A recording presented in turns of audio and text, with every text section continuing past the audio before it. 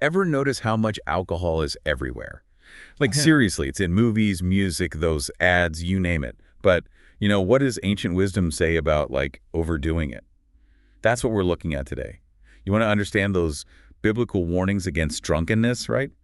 Well, we've got some verses lined up that'll definitely give you a new way of thinking about it. It's really interesting because these warnings, they're not hidden in some obscure parts of the Bible. They're right there, woven into both the Old and New Testaments. And they tell some pretty serious cautionary tales, let me tell you. Okay, so let's just jump right in with Proverbs, like the original book of like life advice, full of these little sayings that make you stop and think. Exactly. Proverbs is all about practical wisdom, It's offering guidance on how to deal with all the ups and downs of life. And Proverbs 21.1, it doesn't mess around. It hits you with wine is a mocker, strong drink is raging, and whoever is deceived thereby is not wise.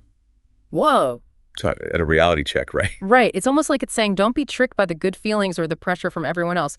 Alcohol can really mess with your judgment and lead you down a bad path. It's like that friend who's like, one more won't hurt, but deep down, you know it's a recipe for disaster. Ha ha. And this isn't just some old, outdated advice either. Just look around.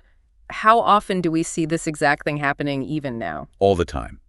But it gets even more intense when you go to Proverbs 23.2935. It doesn't just tell us about what happens when you drink too much. It like paints this whole picture. You Oh. got sorrow, conflict, getting hurt for no reason. It even compares the after effects to a snake bite. That imagery is so powerful. And what's interesting is that the snake in Proverbs often symbolizes deception and temptation, which adds a whole other layer to this warning. It's like drinking too much opens the door to a bunch of other problems. I never thought of it like that. So it's like the snake's venom represents how alcohol messes with your mind and body, leading to all these bad choices. Exactly. And this snake bite image also ties into a bigger theme in Proverbs. This idea of wisdom being like a protection, a shield against harm. So when we choose wisdom, we're basically choosing the antidote to the venom. Yeah, exactly. It's all about recognizing the potential dangers and then making choices that lead to a good life, not a destructive one. Now, these verses in Proverbs, they paint a pretty intense picture, but they don't just leave us there.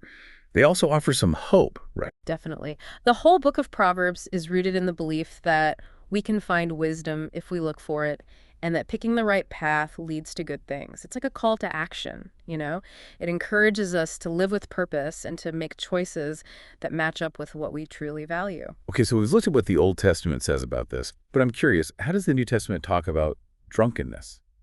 It feels different somehow. Yeah, definitely. The Old Testament focuses a lot on what actually happens to you when you drink too much, right? The New Testament digs into like the spiritual side of it. Right, so it's not just about being smart in this life, but also about, aligning ourselves with a bigger purpose. Take Ephesians 5.18, for instance. It says, and be not drunk with wine, wherein is excess, but be filled with the Spirit. It's really cool how Paul puts these two things right next to each other. He doesn't just say, don't get drunk. He gives you an alternative, another way to feel fulfilled.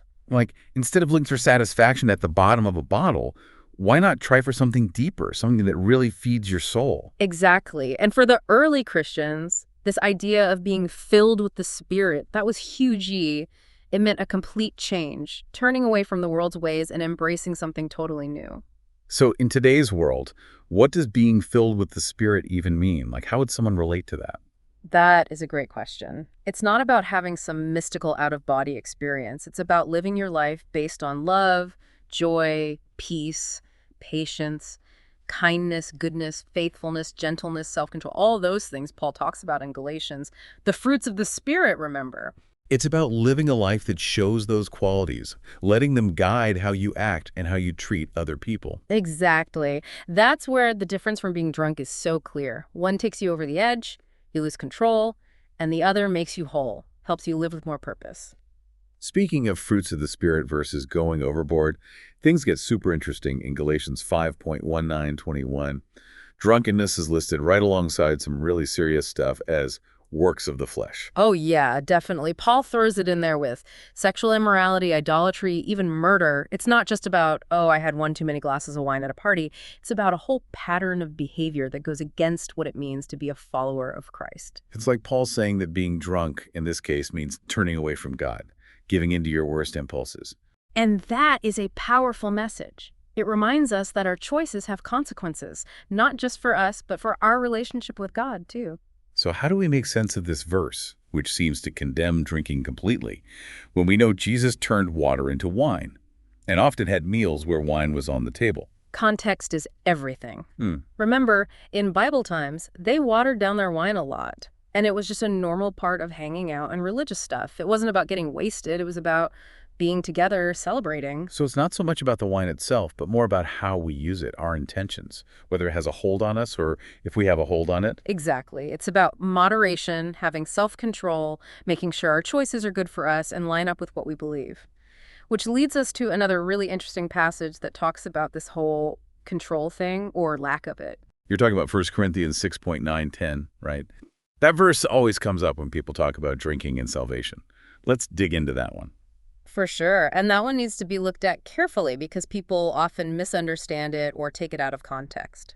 Okay, so for those who might not know this verse off the top of their heads, what does it actually say, and what are some of the ways people interpret it?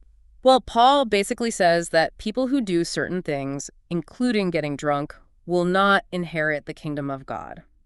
This has led to some pretty strict views, with some groups thinking even one sip of alcohol means you're doomed. Whoa.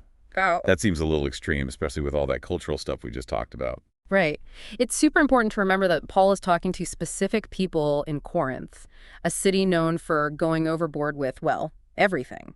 He's dealing with a situation where people are constantly drunk, and it's tied to pagan stuff and immorality. So how should we understand this verse in a way that respects what it's saying without being, like, overly strict about it? That's where we have to look at the bigger picture of what Paul taught. Throughout all his letters, he talks about how powerful grace is and how important it is to try to live a holy life, which means everything we do, including how we handle alcohol. So it's not about following, like, a set of rules that are written down somewhere. It's more about letting our faith guide us as we make choices in our lives and trying to live in a way that honors God and shows his love and grace to others.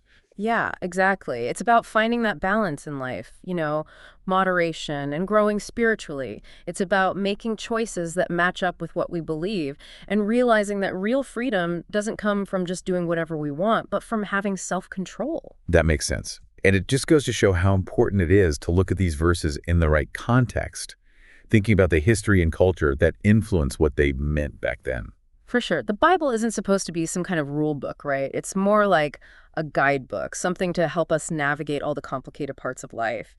And when it comes to alcohol, it gives us this timeless advice about the dangers of going overboard, being in control of ourselves, and trying to live a life that's truly fulfilling.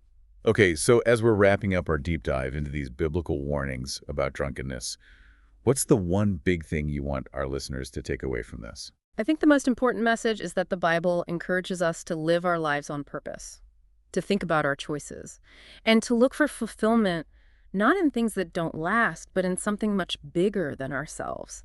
Whether we're coming at this from a place of faith or just looking for ancient wisdom, these verses really make us think about how we view alcohol, how it affects our lives and the people around us. Yeah, it's like a good reminder that real freedom comes from making choices that lead to a good life, a whole life, a deeper connection with ourselves and with something bigger. Perfectly said. It's a conversation we all need to have with ourselves, honestly, to think about the pressures around us and what choices lead to real joy. Well said. So, to everyone listening, we really encourage you to keep thinking about these verses. Look into the context more and think about what they mean for your own life. Ask yourself, what does a life of moderation, intention, and purpose look like to you? What choices can you make today to match your actions with your values? We'll leave you with those questions to ponder as you navigate how alcohol fits into our modern world. Until next time, keep those questions coming, keep searching for wisdom, and keep diving deeper.